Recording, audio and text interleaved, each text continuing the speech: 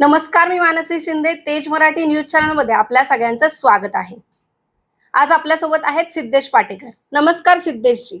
नमस्कार. विधानसभा निवडणुकीच्या प्रचाराची आज सांगता झाली आणि आपण आमदार भरत शेठ गोगावले आणि विकास शेठ गोगावले यांच्या निकटवर्ती मानले जातात. या प्रचारामध्ये आपला देखील हिरारीचा वाटा आहे. तर काय सांगाल त्याबद्दल? मतदारसंघातून आपल्याला कशा पद्धतीने प्रतिसाद लाभलाय?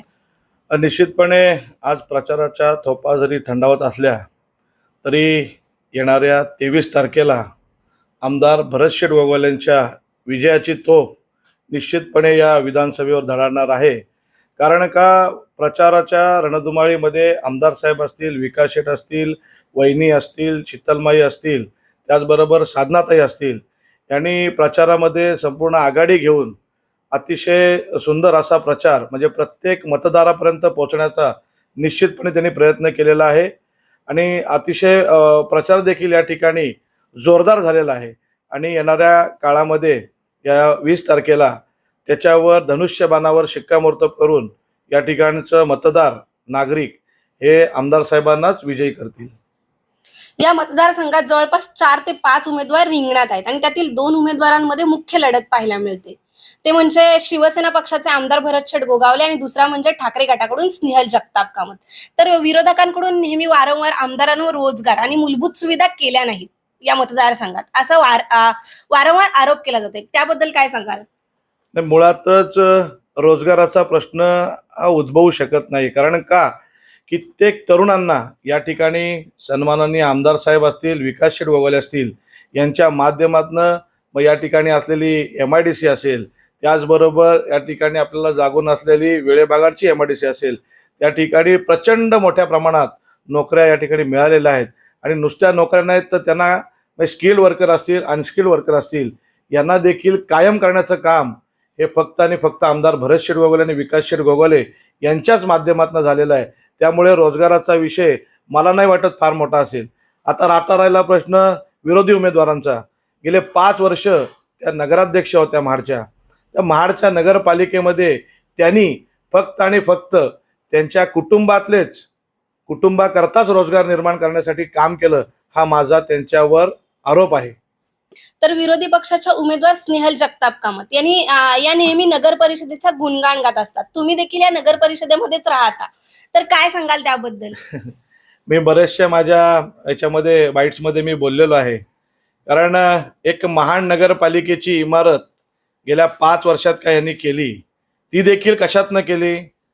तुमच्या आमच्या या महाड नगरपालिका हद्दीमध्ये राहणाऱ्या सर्व नागरिकांचा जो काही निधी या ठिकाणी गोळा होतो, मग घरपट्टीच्या माध्यमातून असू द्या, त्याचबरोबर विकास कराच्या माध्यमातून असू द्या, ह्याच्यातनं ती इमारत उभी केली. आणि आमचे स्वर्गीय अण्णासाहेब सावंत यांनी ज्या काही FDs भविष्याचा वेध घेता करून ठेवल्या होत्या, त्या मोडून यांनी या ठिकाणी ती इमारत करण्याचा प्रयत्न केला. आज सुद्धा आपण त्या ठिकाणी बघितलं, ती इमारत देखील अपूर्ण अवस्थेत आहे. आणि हे फक्त सांगतात की आम्ही विकास केला. इमारत हे विकास काम आमच्या मते होऊ शकत नाही. कारण का नागरिकांच्या मूलभूत ज्या गरजा आहेत त्याच्यामध्ये प्रामुख्याने येतं ते पाणी, रस्ते, गटर्स असतील, लाईट्स असतील, ह्या कुठेही हे पूर्ण करताना दिसले नाहीत. पण प्रशासक लागल्यानंतर आमदार साहेबांनी या ठिकाणी महाड शहराकरता जवळजवळ 350 कोटी रुपयाचा निधी या ठिकाणी आणला. त्याच्यामध्ये पाण्यासाठीची 65 कोटीची नळपाणी पुरवठा योजना, ज्याचं काम आज देखील सुरू आहे. त्याचबरोबर अंडरग्राऊंड गटर्स 121 कोटीचं, त्याचं देखील वर्क ऑर्डर या ठिकाणी झालेली आहे. त्याचबरोबर या ठिकाणी अजून बरीचशी अशी कामं आमदार साहेबांच्या माध्यमातून या ठिकाणी होऊ घातलेली आहेत. मग अंतर्गत रस्ते असतील, अंतर्गत छोटे छोटे आपले तुमचे गार्डन्स असतील, त्याचबरोबर अजून अन्य कामं ही या ठिकाणी आमदार साहेबांच्याच माध्यमातून या ठिकाणी घातलेली आहे. तर हे सर्व बघत असताना आमदार भरत शेठ गोगावले यांच्यावरती कमी शिकलेला आणि कोणतेही विकास काम या मतदारसंघात झाले नाही, असा वारंवार आरोप केला जातो. त्यामुळे सुशिक्षित उमेदवाराला निवडून द्यावे अशी विरोधकांकडून मागणी आहे. त्याबद्दल काय सांगा? नाही, निश्चितपणे यामध्ये माझा खरं तर प्रश्न आहे. जर आमदार साहेब कमी शिकलेले हे जर म्हणत असतील तर आम्हाला तेच या ठिकाणी पाहिजेत. कारण कमी शिकलेले आमदार जर त्यांना सातत्याने हिणवत असतील तर त्यांनी जो केलेला विकास आहे या मतदारसंघामध्ये, मग तो 3700 कोटीचा विकास हा जर कमी शिकलेले आमदार करू शकतात तर आम्हाला तेच आमदार पाहिजेत. अहो तुम्ही शिकून केलंत काय? 5 वर्षामध्ये या ठिकाणचे एक तरी तुम्ही काम करू शकलात का? एक इमारत सोडलीत तर कुठलंही काम या ठिकाणी विकासाचं 5 वर्षामध्ये यांनी यांच्या नगराध्यक्ष पदाच्या कारकिर्दीमध्ये केलं नाही. म्हणून आम्हाला मग जे ते हिनवत असतील तर हो, आम्हाला कमी शिकलेलेच आमदार पाहिजेत. मागील 6 महिन्यांपूर्वी लोकसभेच्या निवडणुका पार पडल्या. अनंत गीते विरोधी पक्षाचे उमेदवार अनंत गीते साहेब यांना चांगले मतदान झाले आणि याचा प्रचारादरम्यान गीते साहेब वारंवार सांगत होते की मी स्नेहल जगताप हिला निवडून आणण्यासाठी या मतदारसंघात ठाण मांडून बसणार आहे. मात्र संपूर्ण प्रचारामध्ये दिसून आले नाही. याकडे कशा पद्धतीने बघता? आता खरं म्हणायचं तर ही अंदर की बात आहे आणि ही सगळी निष्ठावंत ही हमारे साथ है अशी साधारणतः परिस्थिती ह्या मतदारसंघामध्ये झालेली आहे. कारण की निष्ठावंत जी आमची मंडळी आहेत, जी जुने आमचे सैनिक आहेत, ते देखील त्यांना देखील यांनी या काँग्रेसमधनं आलेल्या स्नेहल जगताप असतील त्यांच्याबरोबरचे सहकारी असतील यांनी फक्त आणि फक्त बाजूला करण्याचं काम केलं. त्यामुळे येणाऱ्या काळामध्ये ते देखील या 20 तारखेला आमदार साहेबांबरोबरच राहतील. आमदार साहेबांच्या धनुष्यबाण निशाणीसमोरचं बटन दाबून या ठिकाणी प्रचंड बहुमताने आमदार साहेबांना विजयी करतील, ही देखील या ठिकाणी आम्हाला विश्वास आहे. तसेच विरोधकांकडून वारंवार आमदार भरतशेठ गोगावले यांच्यावर गुंड आणि यांचं घर हप्त्यावर चालतं अशी टीका केली जाते. त्याबद्दल काय बोला? आता मुळातच प्रचाराकरता मुद्दा ह्यांच्याकडे दुसरा काहीच नाहीये. मग काहीतरी खोटं बोलायचं. कारण का ह्या ज्या ह्याच्यातनं आलेल्या आहेत, ज्या पक्षातून ह्या ठिकाणी ह्या आलेल्या आहेत, तर त्यांचं कामच एक आहे, खोटं बोला आणि रेटून बोला. आज निवडणूक संपताच या ठिकाणी या ज्या काही असणाऱ्या विरोधी उमेदवार आहेत या हितही न थांबता या लागलीच मुंबईला निघून जाणार आहेत. आणि राहिला प्रश्न, ते आमदार साहेबांवर जर अशा पद्धतीचे आरोप करत असतील तर ते दादांत खोटे आरोप आहेत. अहो मुळातच गेले 15 वर्ष नगरपालिकेत यांची सत्ता आहे आणि मग आम्ही देखील जवळनं पाहिलेलं आहे. या ठिकाणचे कित्येक बिल्डर्स लॉबी असेल, आपण माहिती घ्या. त्यामध्ये स्क्वेअर फुटावर कोणी बरं त्या ठिकाणून बरीचशे वसुली केली, कोणाचे फ्लॅट किती या ठिकाणी कोणाकडनं घेतले गेले, कोणाकडनं त्यांना परमिशन देत असताना काही जमिनीचे तुकडे त्यांच्याकडनं घेतले गेले. मग याचा अर्थ तुम्ही स्वतः या ठिकाणी हप्तेखोरी करता आणि मग आमदार साहेबांवर आमच्या आरोप करता, हे मला तरी वाटतंय चुकीचं आहे. असं एक आमदार साहेबांवर टीका केली की 15 वर्षामध्ये त्यांनी एक शाळा किंवा एक कॉलेज देखील महाड शहरामध्ये आणलेलं आहे. त्याबद्दल काय सांगाल? आता कोण आरोप करतायत? या महाडच्या माजी नगराध्यक्षा ज्यांची 15 वर्ष या ठिकाणी सत्ता होती.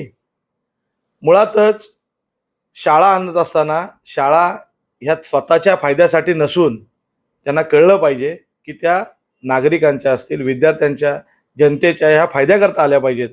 अहो मुळातच आमच्या या महानगरपालिकेसारख्या आपल्या क वर्ग नगरपालिकेमध्ये महानगरपालिकेच्या 6 शाळा आहेत.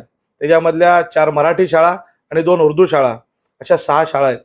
सांगा हो, मला माझा प्रश्न आहे त्यांना की तुम्ही एक तरी शाळेचं या ठिकाणी व्यवस्थित या ठिकाणी इमारत देखील आहे का पहा.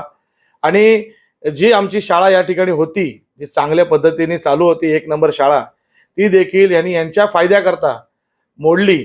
त्या ठिकाणी नवीन इमारत उभी केली आणि ती देखील इमारत पुढच्या 9-10 वर्षामध्ये नादुरुस्त झाली. आणि सगळ्यात महत्त्वाचं म्हणजे की त्याच्यामध्ये यांनी यांचं कॉलेज थाटण्यासाठीच ही शाळा मोडली होती. पण ती देखील परमेश्वराला मान्य नव्हती. यांचं कॉलेज त्या ठिकाणी चालू नये, यांचं वैयक्तिक कॉलेज की ज्याच्यातनं ह्यांना पैसा मिळतो ते या ठिकाणी चालू नये, म्हणून तर कदाचित मला वाटतंय की ती इमारत नादुरुस्त झाली. या ठिकाणची शिक्षण व्यवस्था हे कधीच बदलू शकले नाहीत आणि ह्यांनी फक्त या बाहेर जाऊन गप्पा मारतायत. मग महाड शहरामध्ये असणाऱ्या नगरपालिकेच्या हद्दीतल्या शाळा या का नाही तुम्ही सुधारल्यात? या इथल्या विद्यार्थ्यांना तुम्ही का नाही न्याय दिलात? की ज्या फ्रीमधल्या शाळा असतात त्या चालतात. मग तुम्हाला फक्त आणि फक्त तुमच्या संस्था, तुमचे कॉलेजेस हे चालवण्याकरताच तुम्ही फक्त काम करता आणि बाहेर जाऊन तालुक्यामध्ये जाऊन फक्त गप्पा मारता. त्याच्या पलीकडे दुसरं काही नाही. तसंच स्नेहल जगताप या नगराध्यक्ष पदाला सामोरे जाताना त्यांनी महाडकरांना आश्वासने दिली होती की फ्री मोफत वायफाय आणि ई टॉयलेट्स. तर त्याबद्दल काय सांगाल? मी तर सांगेनच, पण माझ्या ऐवजी या ठिकाणची महाडची जनताच सांगेल आपल्याला. कारण ह्यांनी दिलेलं त्यांच्यामध्ये फ्री वायफाय असेल, कुठेही आपल्याला बघायला मिळत नाही. त्याचबरोबर यांची संकल्पना होती ई टॉयलेट. आज देखील आपण त्या ठिकाणी पाहिलं तर मला वाटते 2 या ठिकाणी ई टॉयलेट यांच्या माध्यमातून आले, तिसरा येऊ घातलेला, पण ते त्यांना लक्षात आलं की अरे बापरे, हा तर आपला प्रयोग फसलाय. या ठिकाणची आपली ग्रामीण भागातली जनता असेल, शहरातली जनता असेल, कसं आहे की फक्त चकचकीत असं दाखवायचं, त्याच्यातनं आपण सगळं काही मिळवायचं, ह्याच्याकरताच हे काम करायचा प्रयत्न करत होते. बाकी जनतेचं ह्यांना काही पडलेलं नाही आहे. निश्चितपणे येणाऱ्या काळामध्ये महाडकर जनतेने देखील ठरवलेलं आहे, ह्यांची ही जी खोटी आश्वासनं त्यांनी त्यावेळेला निवडणुकीला सामोरं जाताना दिली होती, मग आत्ता हे देताना आश्वासनं आहेत ती देखील अशीच फोल ठरणार आहेत. त्यामुळे त्यांनी ठरवलेलं आहे येणाऱ्या 20 तारखेला सर्व व्यापारी वर्ग असेल, महाडकर असतील, यांनी सगळ्यांनी ठरवलेलं आहे येणाऱ्या 20 तारखेला सन्माननीय आमदार साहेबांच्या धनुष्यबाणासमोरचं बटन दाबून आमदार साहेबांना प्रचंड मताधिक्य या महाड शहरातून निश्चितपणे मिळेल.